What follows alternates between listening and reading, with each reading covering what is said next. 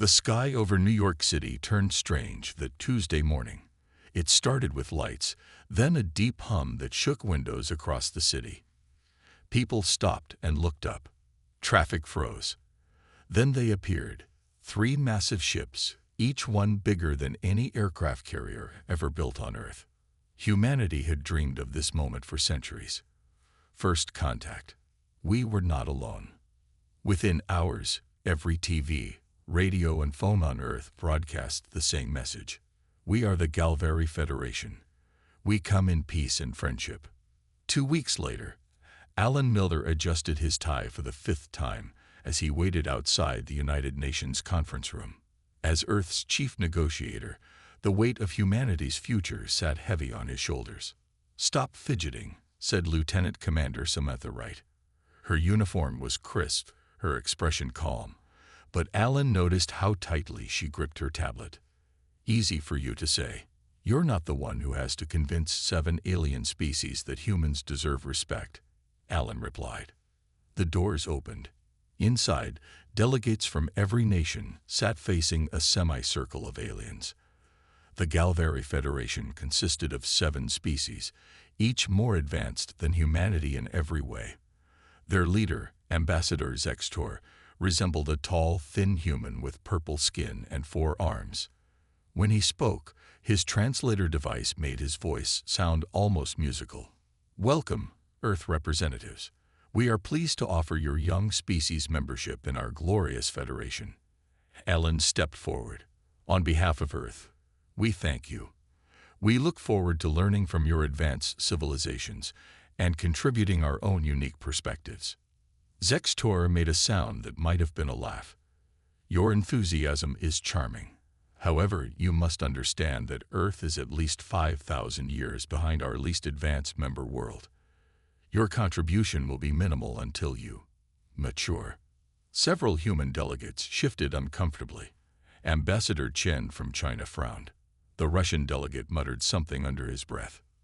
Nevertheless, Zextor continued, "We will help accelerate your development with appropriate technology transfers. Nothing too advanced, of course. We wouldn't want to overwhelm you." Over the next 3 days, the Galveri outlined their offer. Earth would receive limited technology, medical advances, improved solar power, and cleaner energy production. In exchange, the Galveri wanted mining rights to certain areas of the solar system and human cultural artifacts for their primitive species museum. On the 4th day, Zextor made what he called a generous gesture. "We will provide your planet with several decommissioned vessels. They are outdated by our standards, but will help you understand basic interstellar technology." Images appeared on the large screen. Most showed small scout ships and cargo haulers. The last image made Samantha Wright sit up straight. "What's that one?" she asked, pointing to a massive, damaged ship. "Ah, that." Zextor waved dismissively with one of his 4 hands. "A battlecruiser. Completely non-functional. Damaged beyond repair in a conflict centuries ago. We've kept it for historical purposes, but it's essentially waste material.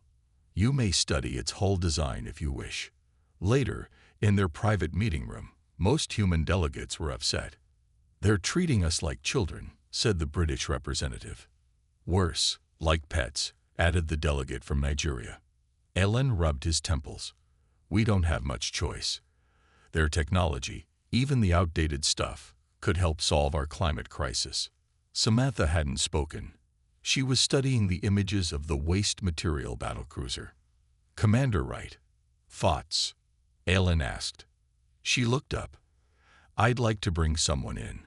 Jack Owens, best engineer in the Navy. He needs to see this ship. A broken alien warship. Why?" Samantha zoomed in on certain areas of the battlecruiser. "Because I don't think it's as broken as they claim. And I don't think they know how good humans are at fixing things." 3 days later, Jack Owens stood in a Nevada desert, staring up at the massive alien battlecruiser. The Galveri had delivered it as promised, along with warnings that it was merely study material and completely beyond repair. Jack walked around the ship, occasionally stopping to touch the strange metal hull. He smiled. "Well?" Samantha asked. "They're wrong," Jack said simply. "We can fix this. And when we do, they'll never see us as primitive again." 6 months passed since the alien battlecruiser arrived in the Nevada desert. The U.S. government built a giant hangar around it, hidden from spy satellites and curious eyes. Inside this secret place, Project Phoenix was born. Jack Owens stood before a group of serious-looking military officers and government officials.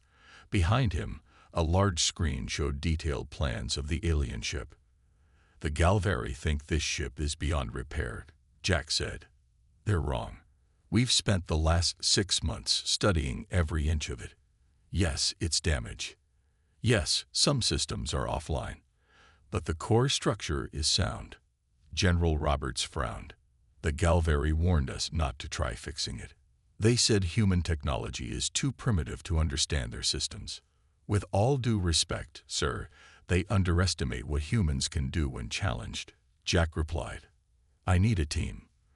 The best minds on Earth. Give me 1 year, and we'll make this ship fly again." 3 weeks later, Jack got his team. They gathered in the massive hangar, looking up at the alien battlecruiser. Its dark hull stretched nearly 1,000 feet, with strange angles and materials no one on Earth had seen before.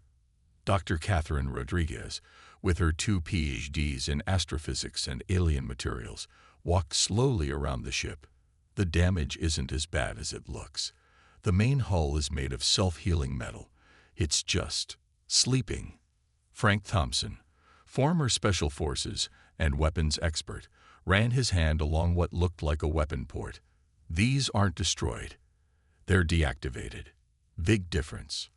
Olivia Clark, only 26 years old but already famous for her work in artificial intelligence, stared at her tablet. "The ship's computer is unlike anything I've seen. It's not just programming. It's almost alive." Peter Morgan, who once worked for SETI before the aliens actually came, studied the strange symbols on the hull. "The Galveri didn't build this ship. The language markers are from a species called the Arthrox. The database says they were absorbed into the Galveri Federation 300 years ago." Jack nodded. "That matches what we found. The Galveri take over other species and their technology. They aren't inventors. They're collectors." For months, the team worked day and night. They lived in the hangar, sleeping on cots when they couldn't stay awake any longer. The government provided unlimited funding and resources. The entire world contributed secretly, while publicly thanking the Galveri for their generous gifts of outdated technology. One night, as Jack worked on the ship's engine room, he found something strange. A small device, hidden behind a panel. It wasn't on any of the ship's plans. "Catherine, take a look at this," he called out. Dr. Rodriguez examined the device. "It's some kind of tracker. And it's still active." "The Galveri are watching us," Jack said. "They want to know what we're doing with their junk." Instead of removing the tracker, they left it in place but fed it false data. Let the Galveri think humans were struggling with even basic systems. Meanwhile, breakthroughs happened daily. Olivia created an AI that could communicate with the ship's computer. Frank discovered that the weapons systems were merely locked, not broken. Catherine found ways to power the massive engines using Earth's technology combined with alien science. 6 months into the project, Ambassador Zextor requested to visit the site. The team quickly disguised their progress, making the hangar look messy and disorganized. Zextor walked around, his 4 arms clasped behind his back, his purple face showing what humans now recognized as a smile of superiority. "How goes your study of our historical artifact?" he asked Jack. "Slowly, Ambassador. Your technology is far beyond our understanding," Jack said, lowering his eyes in fake humility. "As expected," Zextor replied. "Perhaps in a century or 2, your species will be ready for such knowledge. Until then, we appreciate your continued gratitude for the simple technologies we have shared." After the ambassador left, the team gathered. "He bought it," Frank said with a grin. Good, Jack replied. Because in 3 more months, we're going to show the galaxy what humans can really do with their junk. 9 months into Project Phoenix, the alien ship began to look less like junk and more like the powerful battlecruiser it once was. The team had cleaned and fixed the outer hull. Inside, lights now glowed along corridors that had been dark for centuries. Jack stood on a platform, looking down at the ship's massive engine room. Olivia worked at a console nearby, her fingers moving quickly across alien controls.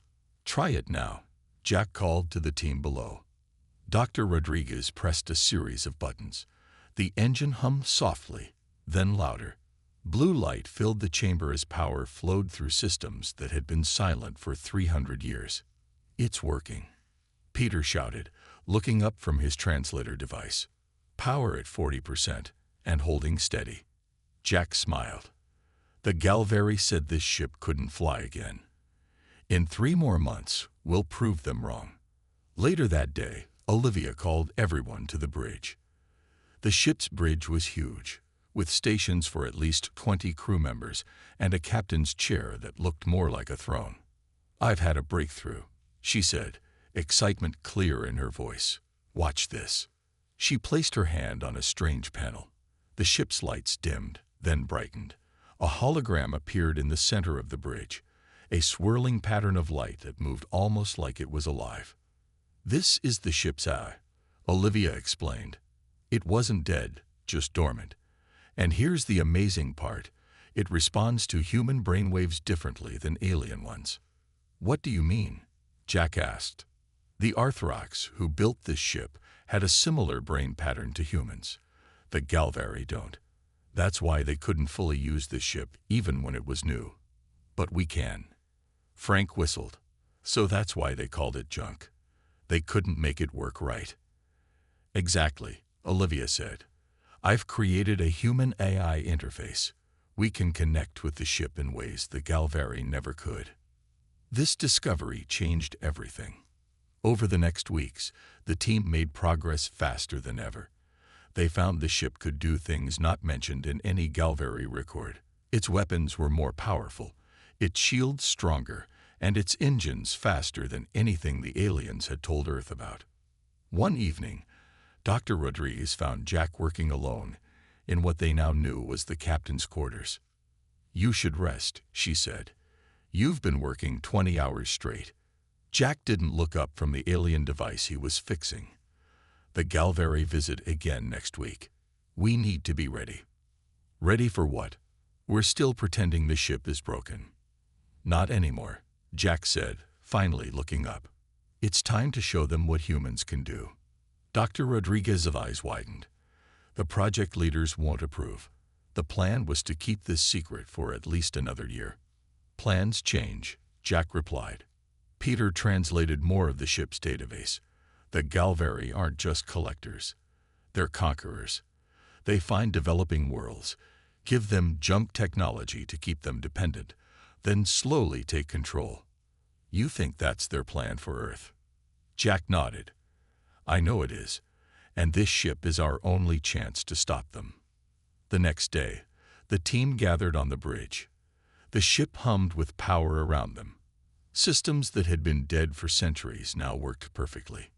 We need a name, Frank said, looking around at the sleek, restored interior. Can't keep calling it the alien ship or Project Phoenix. That's exactly what we'll call it, Jack replied. The Phoenix, because it rose from the ashes. Olivia worked at her console.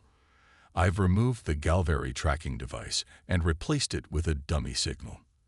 As far as they know, we're still struggling with basic systems. Good, Jack said, because when Ambassador Zextor visits next week, we're going to give him the surprise of his life. None of them knew that surprise would come sooner than planned. Just as Jack finished speaking, alarms blared throughout the ship.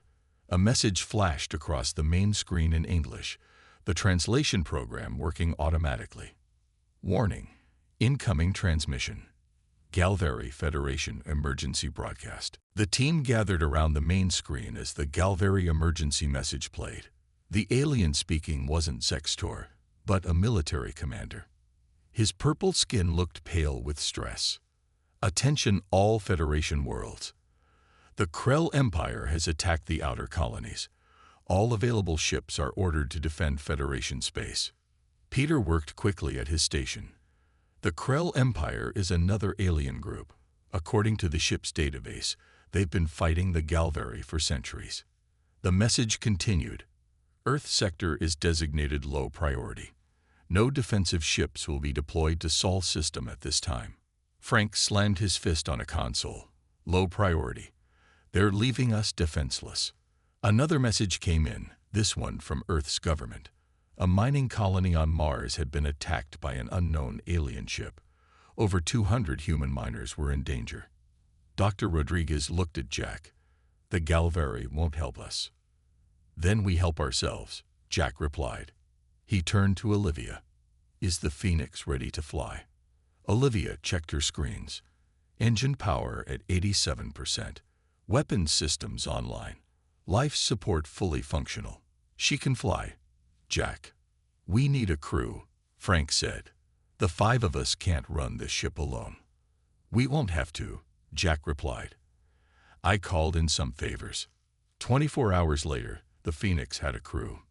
Captain Ethan Williams, a decorated Navy commander who had been briefed on the project from the start, took command. Samantha Wright, now promoted to commander, became his second in command. Jack remained as chief engineer, Frank as tactical officer, Olivia as communications and AI liaison, and Dr. Rodriguez as science officer.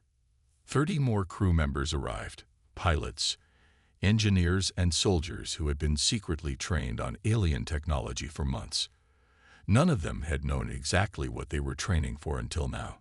President Laura Bennett spoke with Captain Williams by secure video link. "This mission is not authorized by the Galvary Federation," she said, her face serious. "They specifically told us not to attempt spaceflight beyond our solar system without their supervision." "With respect, Madam President, we don't have a choice," Captain Williams replied. "The Mars colony won't survive without help." President Bennett nodded. "You have my authorization, Captain. Save our people. Show the galaxy what humanity can do." The Phoenix prepared for launch. The massive hangar doors opened, revealing the night sky above the Nevada desert. Inside the ship, the crew took their positions. Captain Williams sat in the command chair. "Status report." "Engineering ready," Jack reported from his station. "Weapons online," said Frank. "Navigation systems ready," Commander Wright added. "AI interface active and responsive," Olivia said, her hands moving across her console. Captain Williams looked at the main view screen, showing the star-filled sky above. "Launch sequence initiated. Take us up." Commander Wright. The Phoenix rose silently, its alien engines barely making a sound. The massive ship lifted into the night sky, accelerating faster than any human craft had ever moved. Within minutes, they left Earth's atmosphere. In space, the Phoenix's true power became clear. It moved with incredible speed and grace. The ship that the Galvary had called junk now flew perfectly, responding to human commands as if it had been built for them. "Mars colony is 2 days away at standard speed," Commander Wright reported. "We don't have 2 days," Captain Williams replied. "Olivia, can we use the jump drive?" Olivia hesitated. "The alien database calls it a fold space drive. It's never been tested with human operators." "There's a first time for everything," the captain said. "Prepare for fold space jump." The crew secured themselves at their stations. Captain Williams gave the order. "Jump." The stars on the view screen stretched into lines. The Phoenix shuddered, then surged forward. Space itself seemed to bend around the ship. Then, suddenly, Mars appeared on the screen. "Jump successful," Olivia reported, sounding surprised. "Travel time, 3 minutes, 17 seconds. Captain Williams stood up, looking at the red planet ahead. "Scan for the alien attacker." On the scanner screen, a large ship appeared, hovering over the Mars colony. Its design was nothing like the Galvary ships. It was dark, spiky, and threatening. Krell destroyer identified, Frank reported. It's firing on the colony. Battle stations, ordered Captain Williams. The Phoenix is about to show the galaxy what humanity can do with someone else's junk. The Phoenix approached Mars, its engines quiet despite their power. On the bridge, Captain Williams watched the Krell destroyer firing on the mining colony. Red beams from the alien ship struck the colony's protective dome, cracking it slowly. Analysis, Captain Williams ordered. Dr. Rodriguez studied her screens. The colony's shields will fail in 10 minutes. The atmosphere will vent. All 212 miners will die. Not if we stop it, Captain Williams said. Frank, battle plan. Frank looked up from his weapons console. The Krell ship is 3 times our size, but our weapons should be stronger based on the Arthrox technology we found. They haven't seen us yet. We have surprise on our side. Olivia, contact the colony. Tell them help is coming. Olivia sent the message. They're responding, Captain. They say they've been told all Earth ships were destroyed hours ago. Jack looked up sharply. Who told them that? The Galvary, Olivia replied. A Galvary scout ship passed by, saw the attack, and told the colony no help was possible. Then it left. Frank's face darkened with anger. They abandoned our people to die. We'll deal with the Galvary later, Captain Williams said firmly. Right now, we save the colony. Attack pattern Alpha. Engage. The Phoenix shot forward. For a moment, it was like the ship itself understood the urgency, responding faster than anyone expected. They approached the Krell destroyer from behind. They've spotted us, Commander Wright reported. They're turning to engage. Fire, ordered Captain Williams. Frank pressed the firing controls. The weapons that Jack and his team had restored came to life. Blue energy beams, far more powerful than the team had calculated, struck the Krell ship's engines. The massive destroyer shuddered. Direct hit, Frank shouted. Their rear shields are down 40%. The Krell ship turned, bringing its main weapons to bear on the Phoenix. Red beams lashed out, striking the Phoenix's shields. Shields holding at 92%, Jack reported, sounding surprised. These are better than we thought. Their weapons should have done more damage, Dr. Rodriguez said, checking her readings. I think our human brainwave connection with the ship's AI is enhancing the shield strength. The Phoenix circled the larger ship, firing its weapons in precise bursts. Each hit weakened the Krell destroyer more. The enemy returned fire, but their shots couldn't penetrate the Phoenix's shields. They're sending a message, Olivia said suddenly, in Galvary standard language. They think we're a new Galvary superweapon. Captain Williams smiled. Let them think that. Frank, target their main weapons array. Fire when ready. The Phoenix's weapons fired again, striking the Krell ship's main cannon. The weapon exploded in a burst of red fire. Their weapons are disabled, Frank reported. They're retreating. Let them go, Captain Williams ordered. Our mission is to save the colony, not destroy the Krell. The Krell destroyer turned away from Mars, its engines flaring as it fled into deep space. On the bridge of the Phoenix, the crew watched in amazement at how easily they had won. We just defeated a ship 3 times our size, Commander Wright said quietly. In our first battle. We had better technology, Jack replied.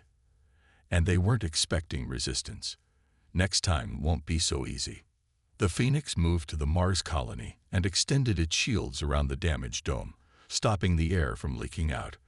Repair teams transported to the surface to fix the damage.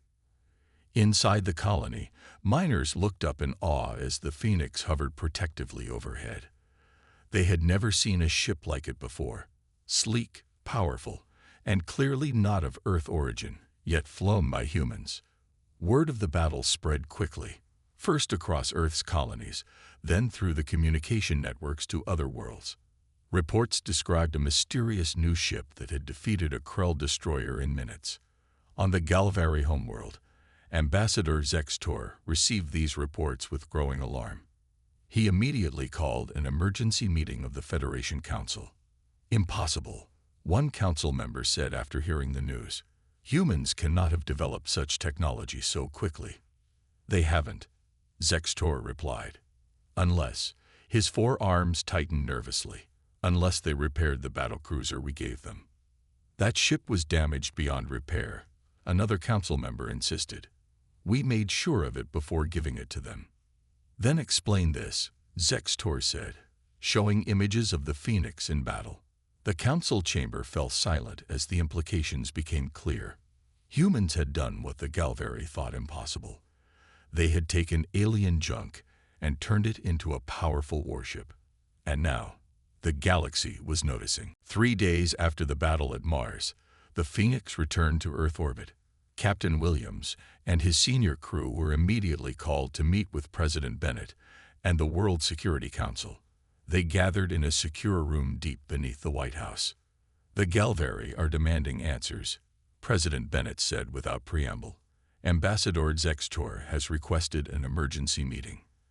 As if on cue, the large screen on the wall lit up. Ambassador Zextor's purple face appeared, all 4 of his arms crossed in what humans now recognized as a sign of extreme displeasure. President Bennett, the ambassador said coldly, we need to discuss the ship that engaged the Krell destroyer at Mars. Of course, President Bennett replied calmly. That was the Phoenix, a vessel constructed by Earth's engineers. That is impossible, Zextor snapped. That ship is clearly based on Federation technology, which Earth is not authorized to adapt or modify. Captain Williams stepped forward. With respect, Ambassador, the Phoenix was built from the decommissioned battlecruiser your people gave us as, what did you call it? Waste material. The ambassador's eyes narrowed. That vessel was non-functional. It was provided as a historical artifact only. And yet we made it work, Jack said, joining the conversation. Quite well, in fact. Zextor's face darkened to a deeper purple. You have violated the technology transfer protocols. Earth was given limited technology appropriate for your development level. You were explicitly forbidden from attempting to recreate advanced weapons or drive systems. We didn't recreate anything, Dr. Rodriguez said. We simply repaired what you gave us. Impossible, Zextor shouted. That ship was beyond repair. We made certain of it. The room fell silent as everyone processed his words. Made certain of it, President Bennett repeated slowly. You deliberately gave us a damaged ship. Zextor seemed to realize his mistake. He composed himself. The Galveri Federation helps developing worlds advance at an appropriate pace. Moving too quickly leads to disaster. Olivia stepped forward, holding her tablet. We found something interesting in the ship's database. The original builders, the Arthrox, were conquered by the Galveri 300 years ago, just like 7 other species before them. That is a gross mischaracterization, Zextor said stiffly. All member species of the Federation joined willingly. Peter Morgan spoke up next. The database shows a pattern. The Galveri approach a new world, offer limited technology to make them dependent, then eventually take control. They've done it 8 times. Earth was meant to be number 9, Frank added grimly. Zextor's face showed no emotion now. These are serious accusations. The Federation Council will want to discuss this matter directly. He paused. I am instructed to inform you that a Galveri fleet is en route to Earth. They will arrive in 3 days to discuss these protocol violations. How many ships? Captain Williams asked. 15, Zextor replied, including our most advanced battlecruisers. The screen went dark as the ambassador ended the transmission. That wasn't a discussion, Commander Wright said. That was a threat. President Bennett looked at Captain Williams. Can the Phoenix stand against 15 Galveri warships? No, Captain Williams answered honestly. Not alone.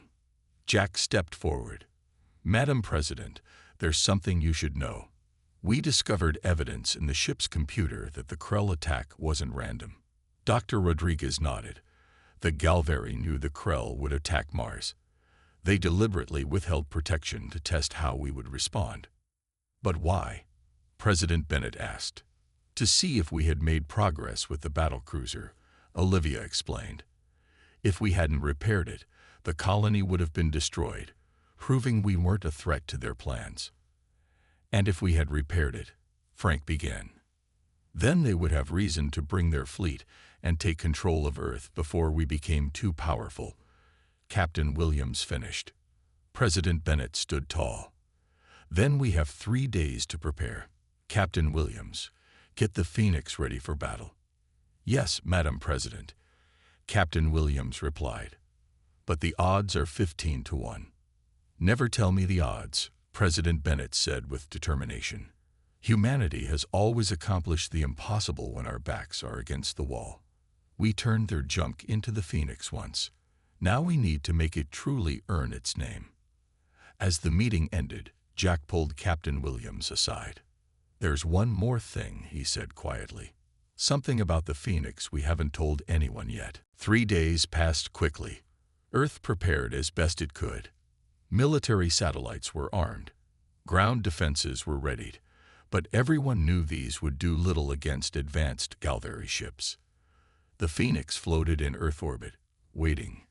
Captain Williams sat in the command chair, his crew at their stations around him. What was that secret you mentioned to me? He asked Jack quietly. Jack glanced around to make sure everyone on the bridge could hear. This was for all of them. The Phoenix isn't just any battlecruiser, Jack explained. According to the deepest parts of the database, it was an experimental prototype. The Arthrox were developing technology that even the Galvary couldn't understand. That's why they conquered them, and why they made sure to damage this ship before giving it to us. Dr. Rodriguez added. What kind of technology? Captain Williams asked. The ship has a core system we call the Nexus, Olivia said. It's designed to learn and adapt. The more it's used in battle, the stronger it gets, and it responds better to human brainwaves than alien ones. Which means, Commander Wright prompted. Which means, Jack continued, that this ship was built for humans, not aliens. Somehow, the Arthrox designed it to work best with our kind of minds. But how is that possible? Captain Williams asked. The Arthrox never met humans. We don't know, Dr. Rodriguez admitted, but it's why we were able to repair it when the Galvary couldn't. The alarm sounded before they could discuss further. On the main screen, 15 Galvary warships appeared, exiting from their version of faster-than-light travel. They're here, Frank said from his weapons station. 15 ships as promised.